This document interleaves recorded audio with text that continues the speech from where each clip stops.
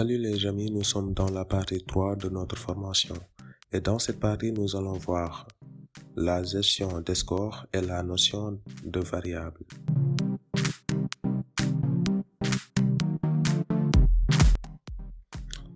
Pour cela, on va cliquer sur choisir un sprite.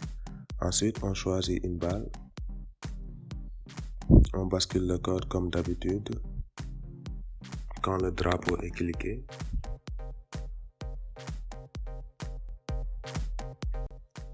on ajoute notre boucle répétée indéfiniment. Ensuite, sur apparence, costume suivant. On regarde qu'est-ce que cela fait. Vous voyez, la balle change de costume à chaque instant. Mais pour que ça soit plus raisonnable, on doit mettre une attente de 1 seconde. Comme ça, il va le changer en l'espace d'1 seconde. Mais avant cela, nous allons réduire la taille de notre balle en 50 UI, ça c'est bon. D'abord, la balle pour l'instant elle est immobile. Donc on doit ajouter une position aléatoire. Comme ça pour qu'elle puisse se déplacer tout le temps. Vous voyez, la position est aléatoire. Mais nous, ce que l'on veut, c'est que la balle commence à se déplacer de la droite vers la gauche. Pour cela, on va créer une boucle qui répète un temps de fois. Par exemple, ici, nous, dans notre cas, on va faire répéter 100 fois. Ensuite, pour que la balle puisse se déplacer de la droite vers la gauche, nous devons ajouter un nombre à x. Parce que, n'oublions pas, x c'est l'axe horizontal. Donc, on va sur mouvement et ajouter 10 à x. Mais, comme nous voulons un déplacement de la droite vers la gauche, donc nous jouerons un nombre négatif. Comme ici, on va faire moins 5.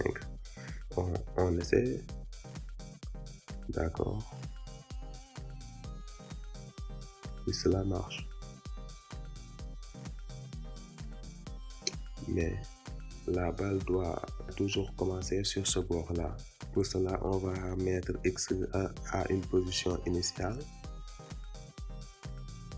Donc, sa position initiale sera peut-être 230. Oui, 230. Ça correspond à cet axe. Regardez. Bien sûr, ça correspond à cet axe.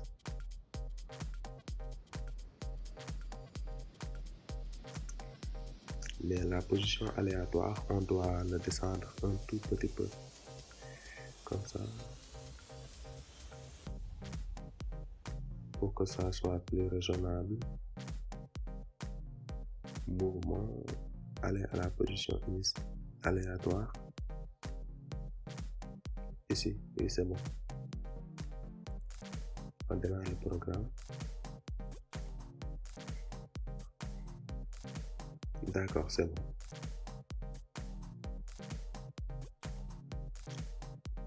Ensuite, on va créer la gestion des scores. Qu'est-ce que la gestion des scores? C'est que dans un jeu, on doit pouvoir gagner des points ou perdre des points. Et c'est avec cette gestion des scores qu'on va faire cela. Et pour cela, nous avons besoin d'une variable. Comme ici, on crée une nouvelle variable. Cette variable, je vais l'appeler score.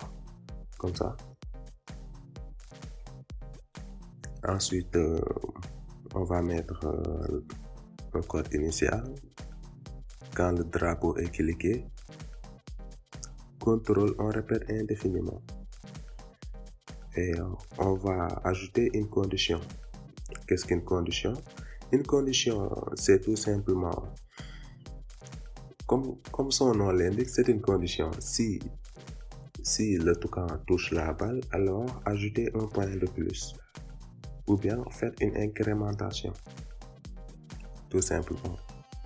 Donc, on va mettre notre condition sur la boucle répétée indéfiniment. Après, on va sur capteur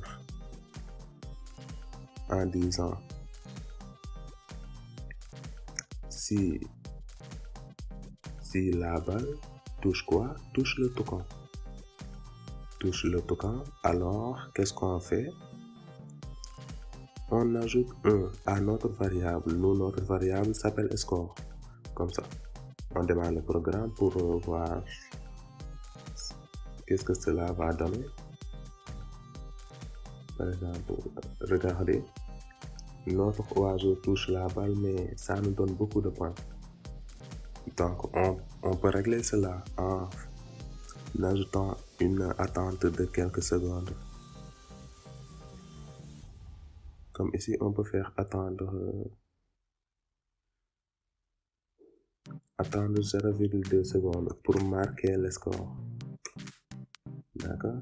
On attend 0,2 secondes pour marquer le score. Ensuite, si le toucan touche la balle, on ajoute 1 à notre score. Mais après avoir ajouté 1 à notre score, la balle doit aller à sa position initiale. Du coup, on va faire mettre x à peut-être 139. On démarre le programme.